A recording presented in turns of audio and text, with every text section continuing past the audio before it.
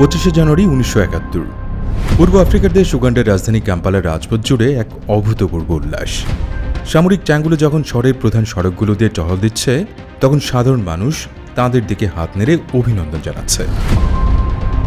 Radio Uganda থেকে বারবার একটি ঘোষণা ভেসে আসছে, প্রেসিডেন্ট মিল্টন ওবোতের সরকারের পতন ঘটেছে এবং সামরিক বাহিনীর প্রধান মেজর জেনারেল ইদি আমিন দেশের নিয়ন্ত্রণ গ্রহণ করেছেন। সাধারণ মানুষ এই অভ্যুত্থানকে স্বাগত জানিয়েছিল। তারা ভেবেছিল দুর্নীতিগ্রস্ত এবং স্বৈরাচারী ওবোতে সরকারের হাত থেকে তারা হয়তো মুক্তি পেতে যাচ্ছে।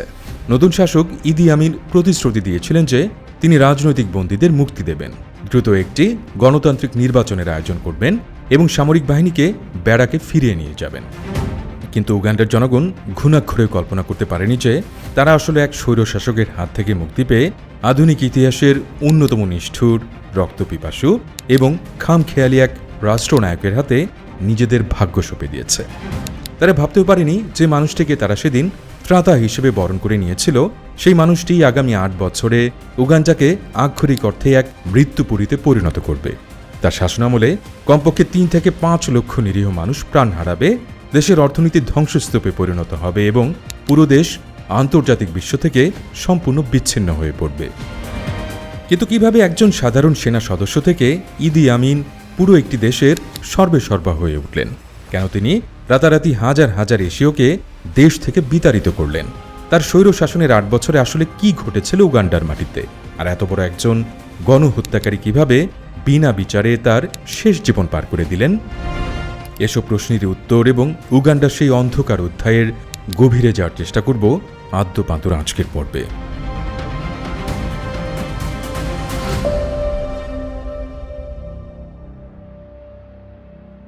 বিংশ শতাব্দীর প্রথমার্ধে উগান্ডা ছিল ব্রিটিশ সাম্রাজ্যের একটি উপনিবেশ।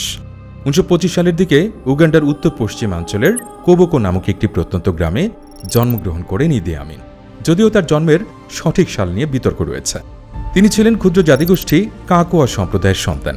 ছোটবেলাতেই তার বাবা পরিবার ছেড়ে চলে যান এবং তার মা করতেন কালো জাদু বা ডাইনি বিদ্যার চর্চা। ইদি আমিনের কোনো প্রথাগত বা প্রাতিষ্ঠানিক শিক্ষা ছিল না। তিনি খুব কষ্টে সামান্য লিখতেও পড়তে পারতেন, কিন্তু তার শারীরিক গঠন ছিল বিশাল। প্রায় 6 ফুট 4 ইঞ্চি উচ্চতা এবং শক্তিশালী পেশিবহুল কাঠামোর কারণে তিনি খুব সহজেই মানুষের নজর কাড়তে পারতেন। 1946 সালে ব্রিটিশ ঔপনিবেশিক সেনাবাহিনী কিংস আফ্রিকান রাইফেলস KR এর একজন সাধারণ সহকারী বা বাবুর্চি হিসেবে যোগ দেন ইদি আমিন। তার বিশাল শারীরিক গঠন, অসীম সাহসিকতা এবং ঊর্ধ্বতন ব্রিটিশ কর্মকর্তাদের প্রতি অন্ধ আনুগত্য খুব দ্রুতই তাকে সেনাবাহিনীর নজরে নিয়ে আসে। তিনি ছিলেন উগান্ডার হেভিওয়েট বক্সিং চ্যাম্পিয়ন এবং 1951 সাল থেকে 1960 সাল পর্যন্ত টানা 9 বছর এই মুকুট ধরে রেখেছিলেন। 1950-এর দশকে প্রতিবেশী কেনিয়াতে যখন ব্রিটিশ শাসনের বিরুদ্ধে মাও বিদ্রোহ শুরু হয়, তখন ব্রিটিশরা সেই বিদ্রোহ দমনের জন্য কিংস আফ্রিকান রাইফেলসকে সেখানে পাঠায়। এই বিদ্রোহ দমনে ইদি আমিন পরিচয় দেন চরম নিষ্ঠুরতার।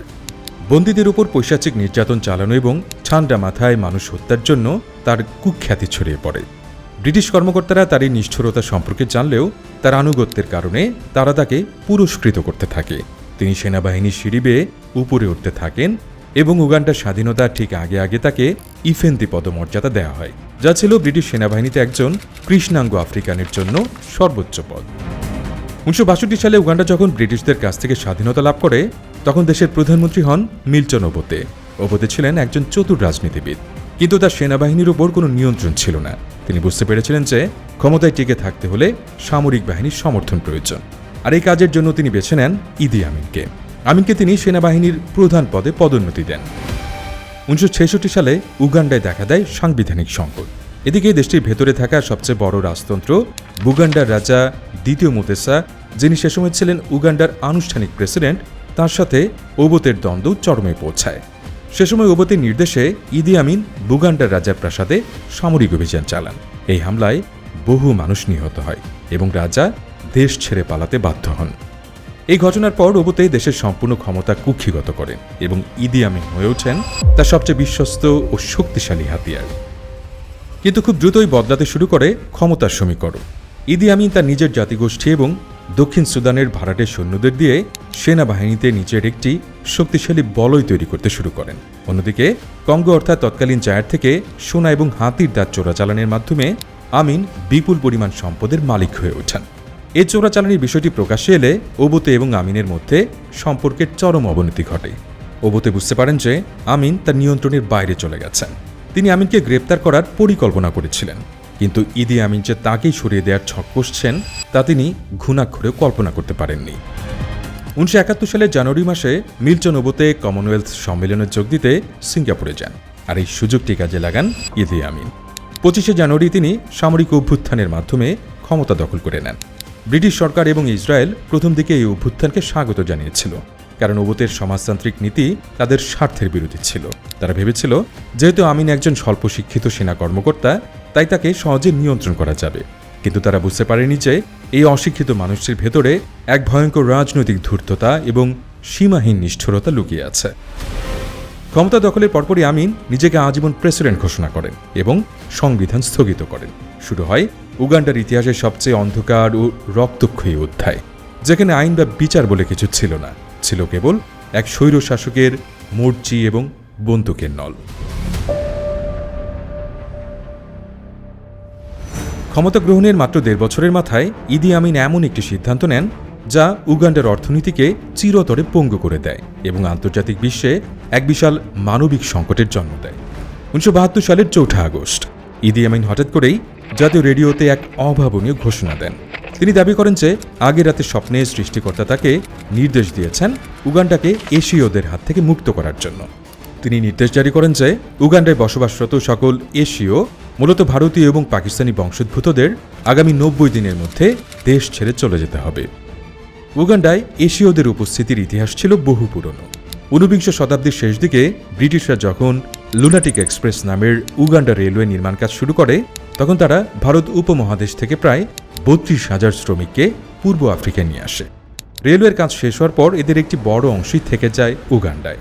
সময়ের সাথে সাথে এই এশীয়রা নিজেদের কঠোর পরিশ্রম এবং ব্যবসায়িক বুদ্ধির জোরে উগান্ডার অর্থনীতিতে আধিপত্য বিস্তার করতে শুরু করে। 1970-এর দশকের শুরুতে উগান্ডার মোট জনসংখ্যার মাত্র 1% ছিল এশীয়, কিন্তু দেশের অর্থনীতি প্রায় 90% ছিল তাদের নিয়ন্ত্রণে।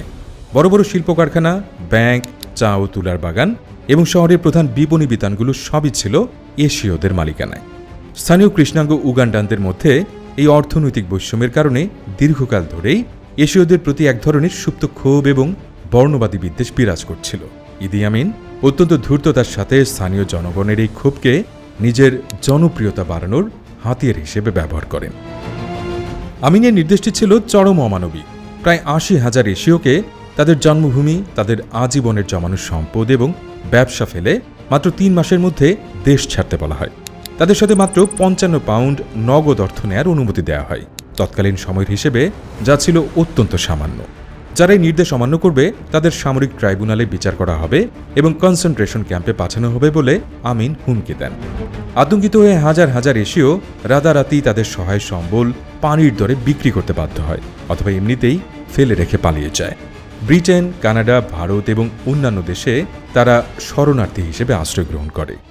এই ঘটনাটি আন্তর্জাতিক বিশ্বে ইদি আমিনের ভাবমূর্তিকে এক চরম বর্ণবাদী স্বৈরশাসক হিসেবে প্রতিষ্ঠা করে দেয়। এদিকে এশীয়রা চলে যাওয়ার পর তাদের ফেলে যাওয়া হাজার হাজার ব্যবসা প্রতিষ্ঠান, বিলাসবহুল বাড়ি, খামার এবং কারখানাগুলোর নিয়ন্ত্রণ নেয় আমিনের সরকার। ইদি আমিন এই পুরো প্রক্রিয়াটিকে অর্থনৈতিক যুদ্ধ বলে চালানোর চেষ্টা করেন। তিনি ঘোষণা করেন যে এখন থেকে উগান্ডার অর্থনীতি চলবে কৃষ্ণাঙ্গদের দ্বারা, কিন্তু বাস্তবে যা ঘটেছিল তা ছিল এক ভয়াবহ লুটতরাজ। আমিন এসব ব্যবসা প্রতিষ্ঠান এবং কারখানাগুলো তার সামরিক বাহিনীর অশিক্ষিত কর্মকর্তা, নিজের আত্মীয় স্বজন এবং বিশ্বস্ত অনুচরদের মধ্যে বণ্টন করে দেন। এই নতুন মালিকদের ব্যবসা পরিচালনা করার কোনো ন্যূনতম জ্ঞান বা পূর্ব অভিজ্ঞতাই ছিল না। এর ফলাফল যা হওয়ার হলো ঠিক তাই। মাত্র কয়েক মাসের মধ্যে উগান্ডার অর্থনীতি সম্পূর্ণ ভেঙে পড়ে।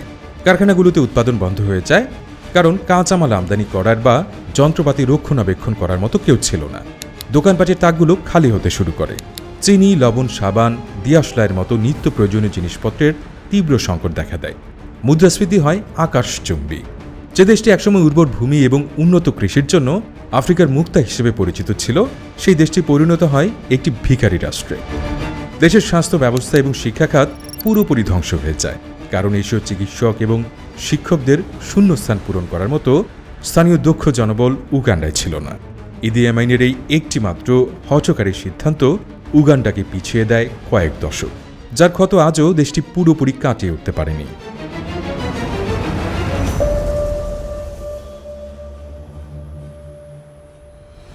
ইদি আমিনের স্বৈরশাসনের সবচেয়ে ভয়ঙ্কর দিকটি ছিল তার রাষ্ট্রীয় সন্ত্রাস এবং নির্বিচার গুপ্ত হত্যা।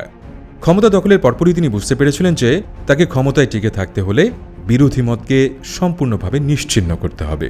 আর এই কাজটি তিনি করেছিলেন এমন এক পৈশাচিক উপায়ে যা মানব সভ্যতার ইতিহাসে এক কলঙ্কজনক অধ্যায় হিসেবে চিহ্নিত। আমিনের নিষ্ঠুরতা কেবল রাজনৈতিক প্রতিপক্ষের মধ্যে সীমাবদ্ধ ছিল না, এটি জাতিগত নিধনের পর্যায়েও পৌঁছে গিয়েছিল।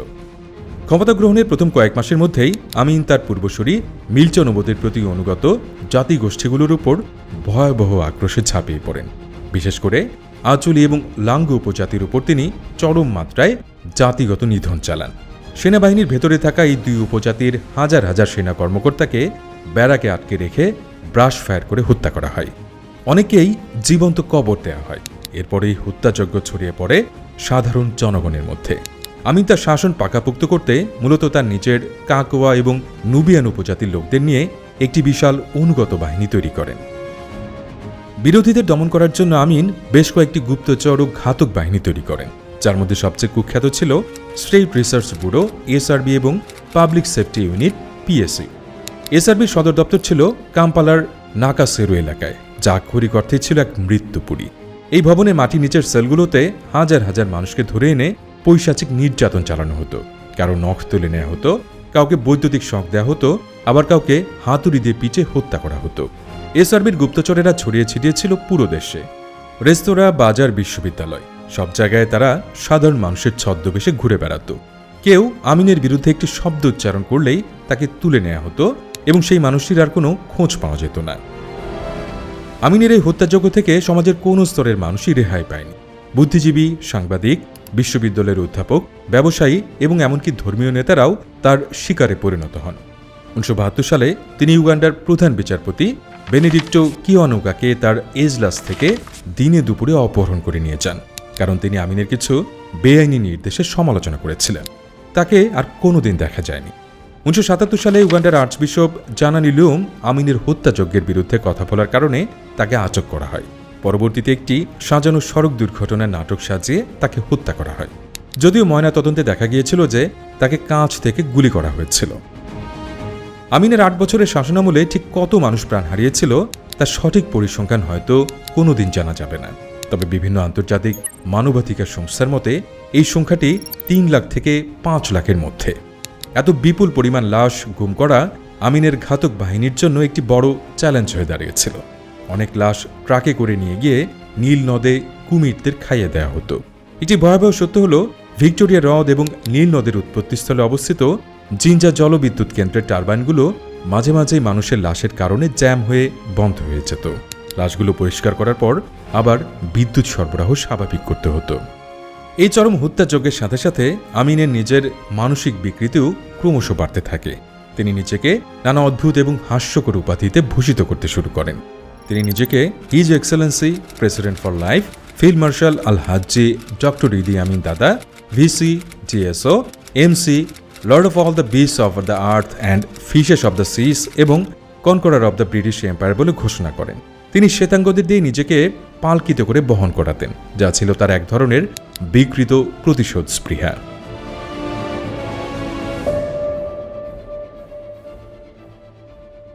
ইদি আমিনের খামখেয়ালি আচরণ এবং চরম মানবাধিকার লঙ্ঘনের কারণে উগান্ডা ধীরে ধীরে আন্তর্জাতিক বিশ্ব থেকে একঘরে হতে শুরু করে।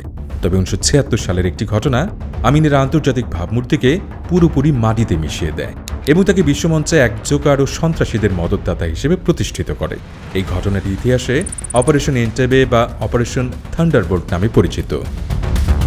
1976 সালের 27 জুন এয়ার ফ্রান্সের ফ্লাইট 139 ইসরায়েলের তেল আবিব থেকে ফ্রান্সের প্যারিসের উদ্দেশ্যে যাত্রা শুরু করে। মাঝপথে গ্রিসের এথেন্স থেকে বিমানে উঠে কয়েকজন নতুন যাত্রী। উজ্জয়নের কিছুক্ষণ পরেই popular front for the liberation of Palestine PFLP এবং জার্মানির রেভলিউশনারি সেলসের 4 জন সশস্ত্র যোদ্ধা বিমানটি ছিনতাই করে। বিমানে তখন প্রায় 248 জন যাত্রী এবং 12 জন ক্রু ছিলেন। ছিনতাইকারীরা বিমানটিকে লিবিয়ার বেনগাজি হয়ে উগান্ডার এন্টেবে আন্তর্জাতিক বিমানবন্দরে নিয়ে যায়। ইদি আমিন ছিনতাইকারীদের পূর্ণ সমর্থন এবং আশ্রয় প্রদান করেন। তিনি ব্যক্তিগতভাবে এন্টেবে বিমানবন্দরে গিয়ে তাদের স্বাগত জানান এবং ছিনতাইকৃত বিমানটিকে উগান্ডান সেনাবাহিনীর কড়া পাহারায় রাখার ব্যবস্থা করেন। ছিনতাইকারীদের দাবি ছিল ইসরায়েল এবং অন্যান্য দেশের কারাগারে বন্দী 53 জন ফিলিস্তিনি এবং ফিলিস্তিনি যোদ্ধাকে মুক্তি দিতে হবে, অন্যথায় তারা যাত্রীদের হত্যা করবে। ইদি আমিন এই পুরো ঘটনাটিকে নিজের আন্তর্জাতিক ভাবমূর্তি বাড়ানোর একটি সুযোগ হিসেবে নিয়েছিলেন। তিনি নিজেকে একজন মধ্যস্থতাকারী হিসেবে জাহির করার চেষ্টা করছিলেন, কিন্তু বাস্তবে তিনি ছিনতাইকারীদের সাথে হাত মিলিয়েছিলেন এবং তাদের নিয়মিত রসদ সরবরাহ করছিলেন। সবচেয়ে ন্যাক্কারজনক ঘটনাটি ঘটে যখন ছিনতাইকারীরা এন্টেবে বিমানবন্দরের পুরনো টার্মিনাল ভবনে ইহুদি এবং ইসরায়েলি যাত্রীদের অইহুদি যাত্রীদের থেকে আলাদা করে ফেলে। অইহুদি যাত্রীদের মুক্তি দেওয়া হলেও প্রায় 106 জন ইসরায়েলি ও ইহুদি যাত্রীকে জিম্মি করে রাখা হয়। ইসরায়েলি সরকার বুঝতে পারে যে আমিনের সাথে আলোচনা করে কোনো লাভ হবে না। তারা এক চরম দুঃসাহসিক সামরিক অভিযানের পরিকল্পনা করে। 4 জুলাই রাতে সায়েরেত মাতকাল নামের ইসরায়েলি কমান্ডোদের একটি বিশেষ দল 4টি হারকিউলিস C-130 পরিবহন বিমানে করে প্রায় 2500 মাইল পথ পাড়ি দিয়ে উগান্ডার এন্টেবে বিমানবন্দরে অবতরণ করে।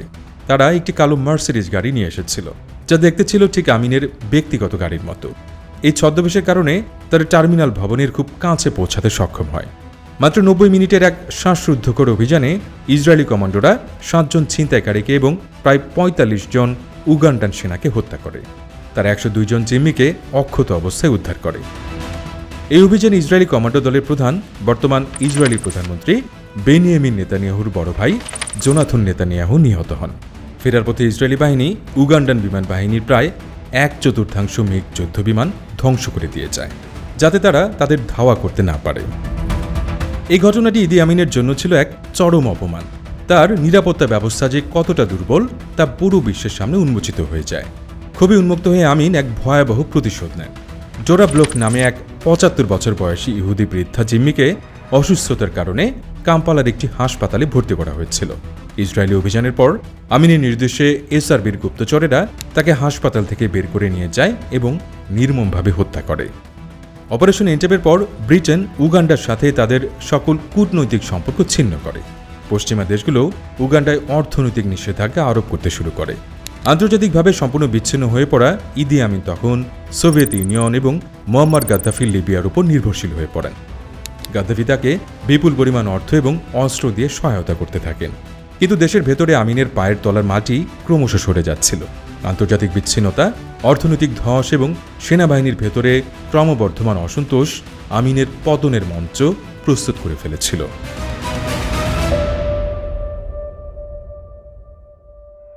8 বছরের হত্যাযজ্ঞ এবং অর্থনৈতিক অব্যবস্থাপনার পর 1978 সালের শেষ ভাগে এসে ইদি আমিনের পায়ের তলার মাটি সরে যেতে শুরু করে। দেশের অর্থনীতি তখন এমন এক পর্যায়ে পৌঁছেছিল যে সেনাবাহিনীর বেতন দেওয়ার মতো অর্থ রাষ্ট্রীয় কোষাগারে ছিল না। মুদ্রাস্ফীতি কয়েক হাজার শতাংশ ছাড়িয়ে গিয়েছিল। সেনাবাহিনী যা ছিল আমিনের ক্ষমতার মূল ভিত্তি, সেখানেও বিদ্রোহের আগুন জ্বলতে শুরু করেছিল। নিজের উপজাতি কাকোয়া এবং অনুগত নুবিয়ানদের মধ্যেও বিভাজন দেখা দিয়েছিল। এদিকে বেশ কয়েকটি সামরিক ব্যারাকে আমিনের অনুগত বাহিনীর সাথে বিদ্রোহী সেনাদের রক্তক্ষয়ী সংঘর্ষ শুরু হয়। দেশের এই চরম অভ্যন্তরীণ বিশৃঙ্খলা এবং সেনাবাহিনীর অসন্তোষ থেকে মানুষের মনোযোগ অন্যদিকে ঘোরানোর জন্য ইদি আমিন একটি মারাত্মক আত্মঘাতী সিদ্ধান্ত নেন। তিনি উগ্র জাতীয়তাবাদের ধুঁয়ো তুলে পার্শ্ববর্তী দেশ তানজানিয়ার উপর সামরিক হামলা চালান।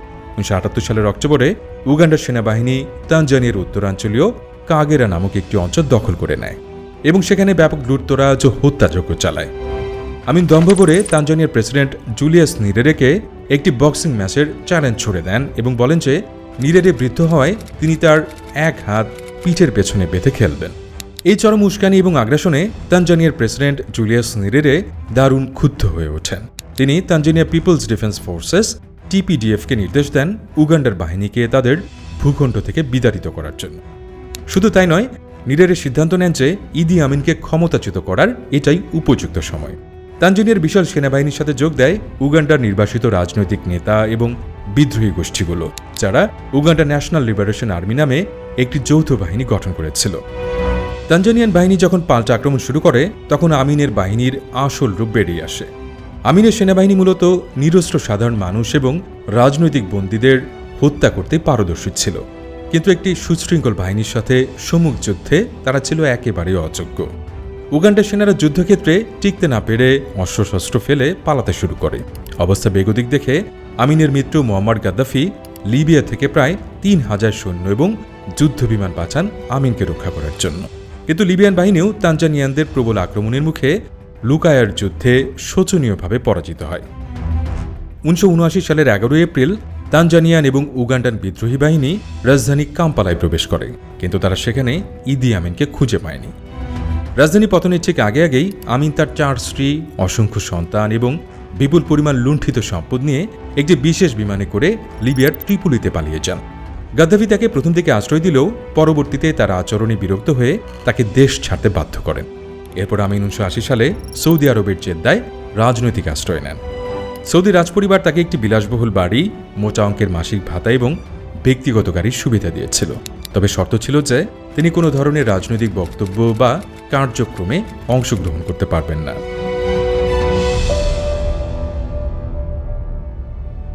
উগান্ডা যে মানুষটি কয়েক লক্ষ মানুষের রক্তে হোলি খেলেছিলেন, তিনি তার জীবনের বাকি ২৩ বছর সৌদি আরবের জেদ্দায় অত্যন্ত বিলাসবহুল এবং শান্তিময় জীবন কাটিয়েছিলেন। তিনি নিয়মিত সমুদ্র সৈকতে হাঁটতেন, সাঁতার কাটতেন এবং ভালো ভালো খাবার খেতেন। তিনি কখনোই তার কৃতকর্মের জন্য অনুতপ্ত ছিলেন না এবং তাকে কখনোই আন্তর্জাতিক কোনো যুদ্ধাপরাধ ট্রাইব্যুনালের মুখোমুখি হতে হয়নি। ২০০৩ সালের ১৬ আগস্ট প্রায় ৭৮ বছর বয়সে জেদ্দার একটি হাসপাতালে মৃত্যু হয় ইদি আমিনের।